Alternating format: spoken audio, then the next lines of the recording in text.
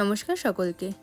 সামনেই আসছে অন্নপূর্ণা পুজো, তাই ভাবলাম সবার সাথে ব্যারাকপুরে অবস্থিত শিব শক্তি অন্নপূর্ণা মন্দির, যা দ্বিতীয় দক্ষিণেশ্বর নামে পরিচিত, সেই ব্লগটা ভাগ করে নিই। প্রথমেই আপনাদের জানিয়ে দিই আপনারা আসবেন কি করে। শিবশক্তি অন্নপূর্ণা মন্দিরে আসার জন্য প্রথমেই আপনারা মেন লাইনের ট্রেন ধরে নেমে পড়বেন ব্যারাকপুর স্টেশন, আর ব্যারাকপুর স্টেশনের সামনের থেকে আপনারা টোটো অটো সমস্ত কিছু পেয়ে যাবেন। সেখানে অন্নপূর্ণা মন্দির বললেই আপনাদের নিয়ে যাবে। বিটি রোডের রাস্তা ধরে আপনাদের অন্নপূর্ণা মন্দির পর্যন্ত পৌঁছাতে সময় লাগবে হাতে গুনে 10 মিনিট মতো। ঢোকার মুখেই আপনারা আগে দেখতে পারবেন একটি খুব সুন্দর জগন্নাথ মন্দির। এই সংক্রান্ত আমার একটা ভিডিও আছে, চাইলে দেখে নিতে পারেন। এই পাশে চলে যাচ্ছে গান্ধীঘাট, আর বাঁদিকের রাস্তাটা ধরেই আপনারা পৌঁছে যেতে পারবেন অন্নপূর্ণা মন্দিরের। টোটো করে যদি যান একদম কিন্তু মন্দিরের সামনেই আপনাদের নামাবে। আর দেখুন পৌঁছে গেছি মন্দিরে। প্রথমে এন্ট্রি করে নিতে হবে আপনারা কতজন আসছেন। আর মন্দির কিন্তু 8টা অবধি খোলা থাকে।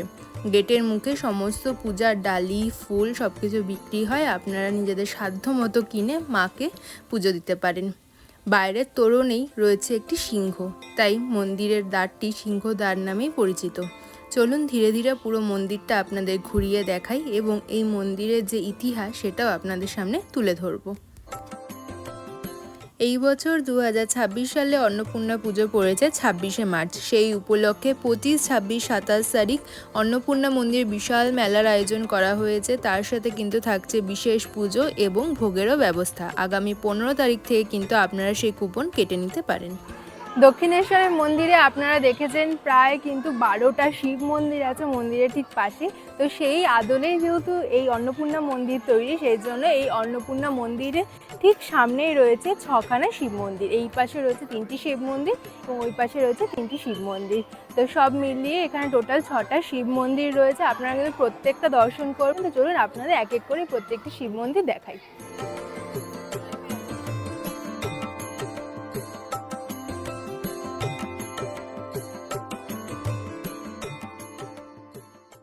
সিঁড়ি দিয়ে উঠে চলুন পরপর এবার শিব মন্দিরগুলো দর্শন করে নিই। এখানে আপনারা দর্শন করতে পারবেন কামেশ্বর মহাদেব, তারপরে রয়েছেন কিন্নরেশ্বর মহাদেব, আর এই পাশে যে 3টি মন্দির সেখানে রয়েছেন প্রথমেই কেদারেশ্বর মহাদেব, এরপর রয়েছেন কৈলাসেশ্বর মহাদেব এবং সর্বশেষে কপিলেশ্বর মহাদেব। আপনারা যখন মায়ের পুজো দিতে আসবেন তখন কিন্তু শিবলিঙ্গে অভিষেক করতে একদমই ভুলবেন না। ব্যারাকপুরের এই অন্নপূর্ণা মন্দিরে কিন্তু শ্রী শ্রী রামকৃষ্ণদেব এসেছিলেন টোটাল 4বার। যখন মন্দির উদ্বোধন হয় তখনও তিনি কিন্তু এসেছিলেন এবং তারপরে বাৎসরিক পূজা উপলক্ষেও কিন্তু তিনি অনেকবার এই মন্দিরে এসেছেন। এবং এই মন্দিরের ঠিক ডান দিকে রয়েছে একটি ধ্যান ঘর, যেখানে উনি এসে থাকতেন। তো চলুন আপনাদের এই মন্দিরের ধ্যান ঘরটাও দেখিয়ে দিই। এটা কিন্তু খুব কম সময়ের জন্য খোলা থাকে। এই ধরুন সকাল 11টা, সাড়ে 11টার দিকে এটা খোলে, তারপরে কিন্তু আবার বন্ধ হয়ে যায়। তো চলুন তাড়াতাড়ি করে আগে ধ্যান ঘরে গিয়ে আপনাদের দর্শন করিয়ে দিই।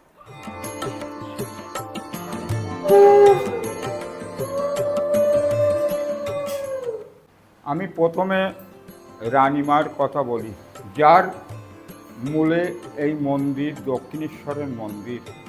রানীমা এক গরিব চাষার ঘরের মেয়ে, কিন্তু অষ্টসখীর এক সখী।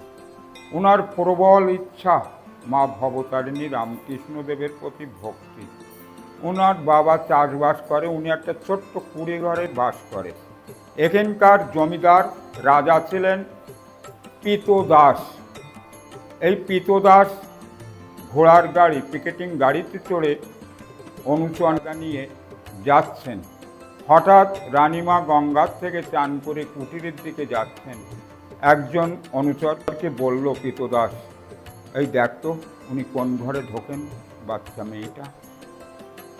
কাল আমি আসবো, আমার সঙ্গে তুই আসবি, তুই চিনে আয়। ওনার পুত্র পিতদাস যে জমিদার, তা হচ্ছে রাজচন্দ্র দাস, এখানকার জমিদার রাজা ছিলেন। এটা হচ্ছে 1850 থেকে 60 শতকের মধ্যে। রাসমণি বলছে, তোমার বাবা কোথায়? বলছে, মাঠে গেছে চাষ করতে, এক্ষুনি আপনার মেয়েকে আমার ছেলের সঙ্গে বিয়ে দেবো। বলে, এ কি সম্ভব? বলে, হ্যাঁ। বিয়ে করে নিয়ে গেল জমিদার। তাই ভবতারিণী রামকৃষ্ণর কথা খাটল। রানীমার মানে ডাকা স্বপ্ন। রানীমা কী জন্যে ডেকেছিল? গরিব দুঃখীদের মেয়ে বিয়ে হচ্ছে, 500 টাকা হেল্প করবে, করতে পারছে না। তা রাতারাতি মা ভবতারিণী রানীমাকে রানী করে পাঠিয়ে দিল। এইবার রানী হয়ে গেল, সব চাবি টাবি রানীমার হাতে দিয়ে দিল। রানীমা এখন গরিব দুঃখীদের জন্য করতে পারবে। 1855 দক্ষিণেশ্বর, 1875। এখানে যখন জগদম্বা ছোট মেয়ের মূর্তি মায়ের সামনে, ওনার নির্দেশিকা আর রামকৃষ্ণ নির্দেশে এই মন্দিরটা। তোর স্বামী জমিদার, আমার স্বামীও জমিদার, তাহলে একটা মন্দির করা কোনো কষ্ট না। কিন্তু কাশী বিশ্বনাথ ধাম বেনারসে একটা শিবশক্তি অন্নপূর্ণা মন্দির আছে। জগদম্বার মনের কথা মা অন্নপূর্ণা জানতে পারলো। জগদম্বার মুখে হাসি, রানীমা বলল মন্দির হয়ে যাবে, কাজ শুরু হবে কাল থেকে। তাহলে মন্দির শুরু। মান অর্থে দক্ষিণেশ্বরে 12টা, মা বড় আর তুই মেয়ে ছোট, তাই তোর অর্ধেক হাফ। জগদম্বা সহজ ভাষায় বুঝিয়ে দিল রামকৃষ্ণ। বলতে জগদম্বা আর একটা কথা হয়েছে, দক্ষিণেশ্বর তোর মায়ের মন্দির, তাই ওটা হাইট একটু বড়, 2 হাত, আর এটা তোর হাইট একটু ছোট, হুবহু এক দেখতে। স্বপ্নে পাওয়া মন্দির জাগ্রত। গেটে ঢোকার সময় দেখবেন সোনার অন্নপূর্ণা, এতে একটু খাদ নেই। তখনকার দিনে সোনা সস্তা, কিন্তু তখনকার দিনে সোনা সস্তা ছিল। আর জমিদার বাবু সে সম্পূর্ণ একেবারে গিনি সোনা দিয়ে এ করে দিয়ে।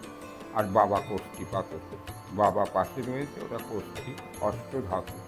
আর তাই আমি বলছি এই মন্দির জাগ্রত। ধ্যান ঘরে তো আপনাদের এই মন্দির এবং শ্রী শ্রী রামকৃষ্ণদেব এবং লোকমাতা রানী রাসমণি সম্পর্কে অনেক তথ্যই আপনারা জানতে পারলেন এখানকার সেবায়িতের কাছ থেকে। তো চলুন, এখন ঘড়িতে বাজছে প্রায় 12টা, একটু পরেই কিন্তু মন্দিরে শুরু হবে ভোগ আরতি এবং 1:30টার পর থেকে কিন্তু দেওয়া হয় এখানে ভোগ প্রসাদ। এবং কিন্তু করা বড় বড় থাম এবং সেই পুরোনো দিনের ছাদ যেরকম হতো সেরকম। চলুন এই মন্দির, নাট মন্দিরটা ঘুরিয়ে দেখা। এত ইতিহাস তথ্য জেনে আশা করি আপনাদের ভালো লাগছে। এরপর মন্দিরের টাইমিংটাও আপনাদের জানিয়ে দিই। ভোর 6টার থেকে দুপুর 1টা পর্যন্ত, এরপর বিকেল 4টের থেকে রাত 8টা পর্যন্ত খোলা থাকে মন্দির, যেখানে সন্ধ্যে 7:30টায় হয় সন্ধ্যে আরতি। অন্নপূর্ণা মন্দিরের ঠিক সামনেই কিন্তু রয়েছে মন্দিরে একটি নাট মন্দির। খুব সুন্দর করে কিন্তু সেই নাট মন্দিরটা সাজানো, একদম 1875 সালের ব্রিটিশ আমলে যেরকম কারুকার্য সেরকম কিন্তু করা, বড় বড় থাম এবং সেই পুরোনো দিনের ছাদ যেরকম হতো সেরকম। চলুন এই মন্দির, নাট মন্দিরটা ঘুরিয়ে দেখায়। প্রচুর ভক্তরা কিন্তু এখানে অপেক্ষা করছেন ভোগ আরতি দেখার জন্য। ভোগ আরতির সময় হয়ে গেছে, তাই ঠাকুরের ভোগ ঘর থেকে মায়ের জন্য ভোগ চলে যাচ্ছে। মন্দিরে প্রসাদ পাওয়ার জন্য আপনাদের সকালবেলা এসে 120 টাকা দিয়ে কিন্তু ভোগের কুপন কেটে নিতে হবে।